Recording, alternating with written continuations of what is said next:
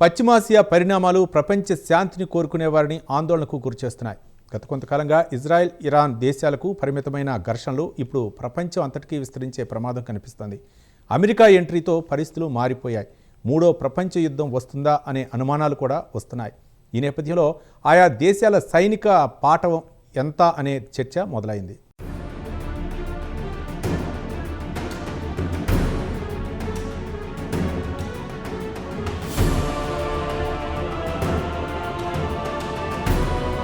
ఈ నెల 13న ఇరాన్పై ఇజ్రాయెల్ దాడులు మొదలుపెట్టింది. ఇజ్రాయెల్ దాడులకు ఒక నేపథ్యం ఉంది.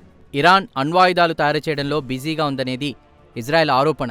మరికొన్ని రోజులాగితే ఇరాన్ దగ్గర అణ్వాయుధాలుంటాయని ఇజ్రాయెల్ డిసైడ్ అయింది. ఇక ఏమాత్రం జాప్యం చేసినా తమ దేశ భద్రతకు పెను ముప్పు వాటిల్లుతుందని ఇజ్రాయెల్ ఆందోళన చెందింది.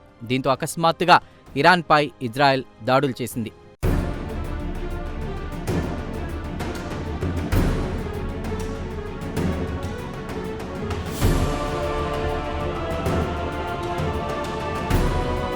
అయితే ఇజ్రాయెల్ దాడులకు ఇరాన్ కౌంటర్ ఇచ్చింది. డ్రోన్లు, క్రూజ్, బాలిస్టిక్ క్షిపణులతో దాడి చేసింది. ఆపరేషన్ ట్రూ ప్రామిస్ పేరుతో విడతల వారీగా డ్రోన్లను ప్రయోగించింది.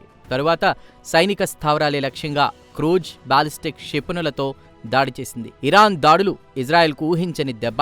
అప్పటి వరకు హమాస్పై ఎడాపెడా దాడులతో అఫెన్స్లో ఉన్న ఇజ్రాయెల్ దేశం తమ భూభాగంపై ఇరాన్ దాడులు చేయడాన్ని జీర్ణించుకోలేకపోయింది. దీనికి ఎలాగైనా ప్రతీకారం తీర్చుకోవాలనుకుంది ఇజ్రాయెల్.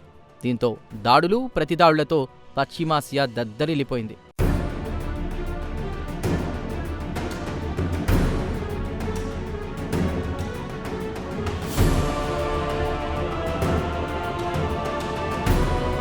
కాగా పశ్చిమాసియా ఉద్రిక్తతల్లోకి ఎవరూ ఊహించని విధంగా అమెరికా ఎంట్రీ ఇచ్చింది.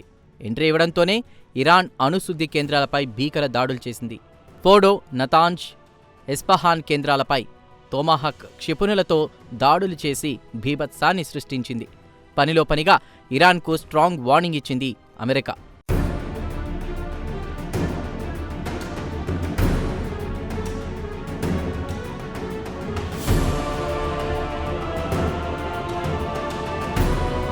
అమెరికా దాడులతో పశ్చిమాసియాలో పరిస్థితులు మరింత ఉద్రిక్తంగా మారాయి. అమెరికా సంగతి కాసేపు పక్కన పెడదాం.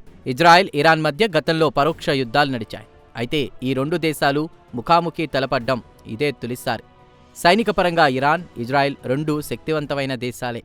జనాభా, విస్తీర్ణం ప్రకారం చూస్తే ఇజ్రాయెల్తో పోలిస్తే ఇరాన్ చాలా పెద్ద దేశం. సైనిక బలపరంగా చూస్తే ఇరాన్ ప్రపంచంలోనే 14వ స్థానంలో ఉంది. కాగా ఇజ్రాయెల్ 17వ స్థానంలో ఉంది. సాయుధ డ్రోన్లు, బాలిస్టిక్ క్షిపణులను ఇరాన్ భారీ సంఖ్యలో పోగేసుకుంది.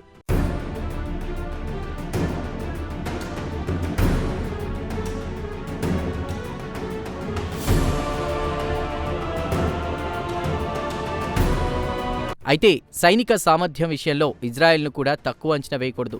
ఇజ్రాయెల్ దగ్గర భారీ సంఖ్యలో శక్తివంతమైన క్షిపణులున్నాయి. వీటినే జెర్కో 1, 2, 3 పేరుతో పిలుస్తారు. అంతేకాదు పెద్ద ఎత్తున ఖండాంతర అస్త్రాలు కూడా ఇజ్రాయెల్ దగ్గరున్నాయి. కాగా ఇజ్రాయెల్, ఇరాన్ మధ్య పాత శత్రుత్వం కూడా ఉంది. ప్రాంతీయంగా తాము ఎదుర్కొంటున్న సవాళ్లన్నిటికీ ఇరానే అసలు కారణమని ఇజ్రాయెల్ బలంగా నమ్ముతుంది. కొన్ని కారణాలతో ఇజ్రాయెల్ పట్ల ఇరాన్ కూడా ద్వేషభావంతో వ్యవహరిస్తుంది.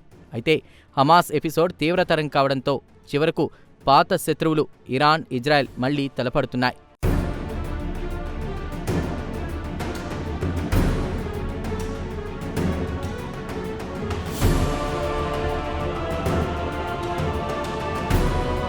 ఇరాన్పై ఇజ్రాయెల్ ప్రతీకార దాడులు జరిగినంత కాలం పశ్చిమాసియా భగ్గున మండుతూనే ఉంటుంది. ఇదిలా ఉంటే యుద్ధం ఎప్పుడూ వేడుక కాదు, అంతులేని విషాదమే.